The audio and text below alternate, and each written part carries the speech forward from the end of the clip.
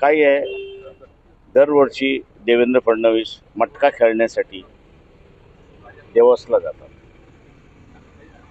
यावेळेस त्यांचा असणारा मटका 30 लाख कोटीचा झाला म्हणून असं सांगण्यात आलेलं आहे.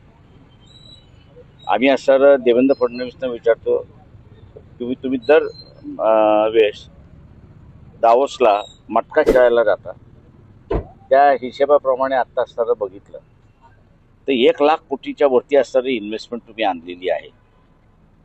त्या मटक्याचा आकडा निघाला, बरोबर आहे, तुम्ही आम्हाला सांगितलं, परंतु तो जिल्ह्यामध्ये फॅक्टरीच्या रूपाने, डेव्हलपमेंटच्या रूपाने, अमुक ह्याच्या रूपाने किती आला आणि कसा डिस्ट्रीब्यूट झाला त्याचं जरा विवरण दिलं तर अधिक चांगलं होईल.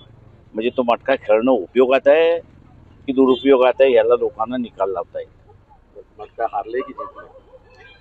डेव्हलपमेंट झाली तर जिंकले, डेव्हलपमेंट झाली नाही तर हारले.